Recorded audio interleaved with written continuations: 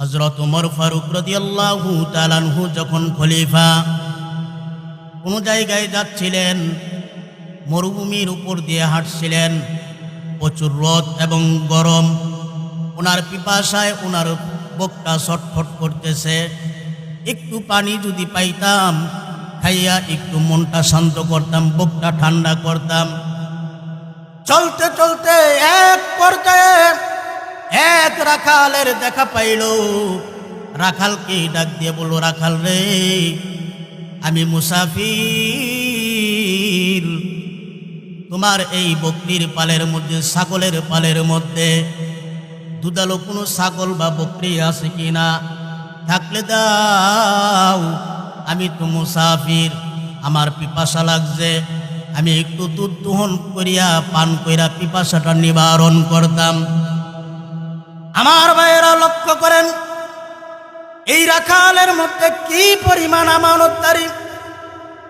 রাখাল ডাক দিয়ে বলল, ও মুসাফির, তুমি আমার কাছে পিপাসিত হইয়া দুধ চাইছ।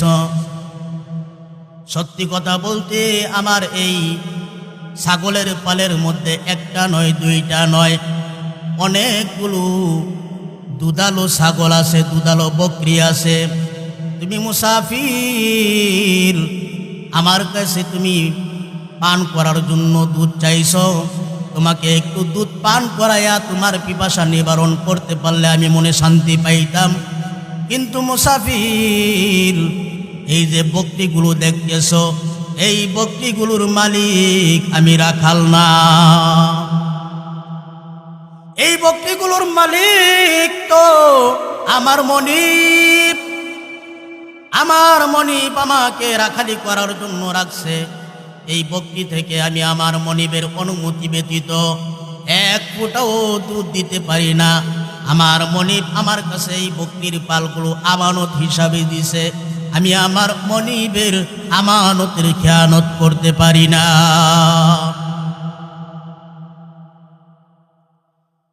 এবার ছদ্মবেশী উমর ডাক দিয়ে বলল,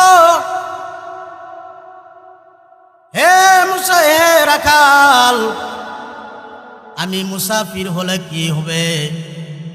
আমার কাছে অনেক টাকা পয়সা আছে। তুমি যদি চাও, আমি তোমার সাথে এমন একটা কৌশল অবলম্বন করব, যেই কৌশল অবলম্বন করলে তোমারও লাভ হবে, আমারও লাভ হবে। তোমার কিছু টাকা হবে আর আমার পিপাসা নিবারণ হবে। আমি মোটা অঙ্কের কিছু টাকা পয়সা দেই, তুমি আমার কাছে একটা ছাগল বিক্রয় করে দাও, দুধালো ছাগল। আমি তা থেকে দুধ দহন করে পান করে পিপাসা নিবারণ করি। আর তোমার কিছু টাকা হইল, প্রয়োজনে দুধ খাওয়ার পর বকরিটাকে জবাই করে দুইজনে মিলা গোশত খাইব। তোমার মালিক যদি জিজ্ঞাসা করে, তোমার মনিব যদি জিজ্ঞাসা করে, বলবা জঙ্গল থেকে হিংস্র জন্তু আইসা ছাগল খেয়ে ফেলেছে।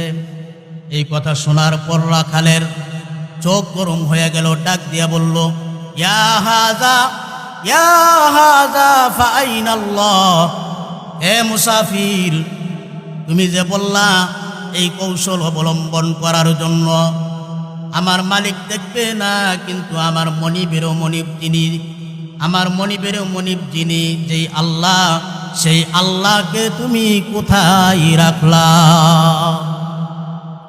আমার মনিব আমাকে দেখবে না হয়তো, কিন্তু আমার মনিবেরও মনিব যিনি আল্লাহ, তারে তুমি কই রাখলা? তিনি তো দেখবে।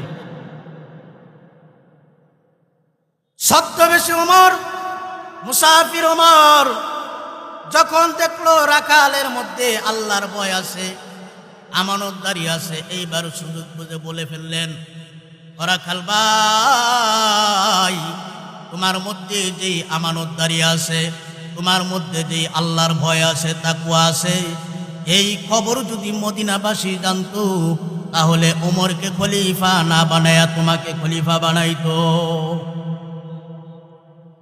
এবার রাখাল ডাক দিয়ে বলল, হে মুসাফির, তুমি সাবধানে কথা বলবা, আমার খলিফার ব্যাপারে বাজে কোনো মন্তব্য করবা না, খবরদার। তুমি জানো না আমার মনিবকে আমার খলিফাকে আমি কি পরিমাণ ভালোবাসি। আমার খলিফার জন্য আমি 5 ওয়াক্ত নামাজ পড়ে নিজের জন্য দোয়া না করে আগে খলিফার জন্য দোয়া করি। তার অন্তরে খলিফার প্রতি কত মহাব্বত। ওমর বললেন, কি কারণে এত মহাব্বত করো? বললেন যে মহাব্বত করব না, তিনি রসুলের সাহাবী, জান্নাতি সার্টিফিকেট প্রাপ্ত একজন ব্যক্তি। আমি শুনেছি তিনি ইনসাফগার মানুষ, এই জন্য আমি তাকে ভালোবাসি, নামাজ পড়ে তার জন্য দোয়া করি। হাদিসের মধ্যে আসছে, আল্লাহ রসুল সাল্লাল্লাহু আলাইহি সাল্লাম বলেন, আউসাকু উরাল ইসলাম, ইসলামের মজবুত হাতল হলো ওয়াল হুব্বু ফিল্লাহ ওয়াল বুগদু ফিল্লাহ, কাউকে আল্লাহর জন্যই ভালোবাসা, কাউকে আল্লাহর জন্যই কারো সাথে ঘৃণা রাখা বা বিদ্বেষ রাখা, এটা ইসলামের বড় মজবুত হাতল। এই জন্য আমরা একমাত্র আল্লাহর জন্য শায়েখে চরমনাইকে ভালোবাসি, একমাত্র আল্লাহর জন্য আল্লামা মামুনুল হক সাহেবকে ভালোবাসি, একমাত্র আল্লাহর জন্য আল্লামা খালেদ সাইফুল্লাহ সাহেবকে ভালোবাসি। পক্ষান্তরে নাস্তিক আসাদ নূরকে আমরা আল্লাহর জন্য ঘৃণা করি, নাস্তিক তাসলিমা নাসরিনকে আমরা আল্লাহর জন্য ঘৃণা করি, হারপিক মজুমদারকে আল্লাহর জন্য ঘৃণা করি। যার সাথে যার মোহাব্বত, তার সাথে তার কিয়ামত। আমার ভাইরা, আমার বন্ধুগণ, এবার ছদ্মবেশী ওমর ডাক দিয়ে বলল, রাখাল রে, আমার ভুল হয়ে গেছে তোমার খলিফার ব্যাপারে বাজে মন্তব্য করে। আমি জানি না খলিফা হয়তো তোমার ভাই হবে অথবা বন্ধু হবে অথবা তোমার কোনো আত্মীয় হবে। আমার ভুল হয়ে গেছে, আমাকে মাফ করে দাও। এবার রাখাল চোখের পানি ছেড়ে দিয়ে বলল, ও মুসাফির, আমি আমার এই 2 চোখ দিয়া আমার খলিফাকে আমি কোনো দিন দেখি নাই। আমার খলিফা আমার কোনো বন্ধু নয়, ভাই নয়, আত্মীয় স্বজন কেউ নয়। যেহেতু উনি আল্লাহর নবীর সাহাবী, বড় ইনসাফগার মানুষ, এই জন্য উনাকে আমি ভালোবাসি একমাত্র আল্লাহর জন্য। এবার ছদ্মবেশী ওমর মুসাফির অবস্থায় ডাক দিয়ে বলল, রাখাল রে, যেহেতু তুমি ওমরকে দেখো নাই, তুমি যদি চাও ওমরের সাথে সাক্ষাৎ করতে, আমি ব্যবস্থা করাই দিতে পারি। ওমর চোখের পানি ছেড়ে বলল, কিভাবে আপনি সাক্ষাৎ করাই দিবেন? যদি সাক্ষাৎ করাই দিতে পারেন, আমার জীবনেই সবচেয়ে বড় পাওয়া হবে।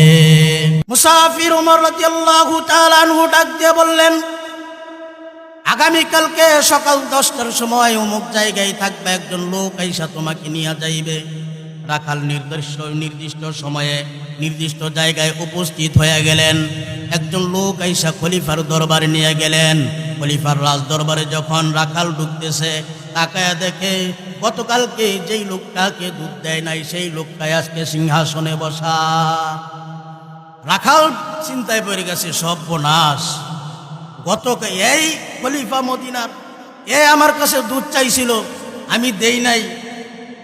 আজকে রাজ দরবারে যদি খালি একটু ইঙ্গিত করে, তাইলে আমার পল্লা শেষ, 1 পা আগায় 1 পা পিছায়। তো খলিফা ওমর রাদিয়াল্লাহু তাআলা আনহু যখন এই রাখালকে দেখলেন, সিংহাসন ছাইরা দইরা আইসা রাখালকে বুকে জড়ায় নিলেন। চোখের পানি ছেড়ে দিয়ে বলতেছে, হে রাখাল, তোমার মতন লোক যদি মদিনায় থাকে, চুরি বাটপারি হবে না, তাহলে আমি ওমর নিশ্চিন্তে রাজ্য চালাইতে পারব। হে রাখাল, তোমার স্থান আজকে আমার আসনে বৈশা তুমি কিছু নসিহত আমাদেরকে শোনাও। মুহতারাম হাজিরিন, আমানত সঠিকভাবে আদায় করলে, আল্লাহর ভয় রাখলে, আল্লাহ রব্বুল আলামিন দুনিয়াতেও সম্মান দেয়, পরকালেও সম্মান রাখে।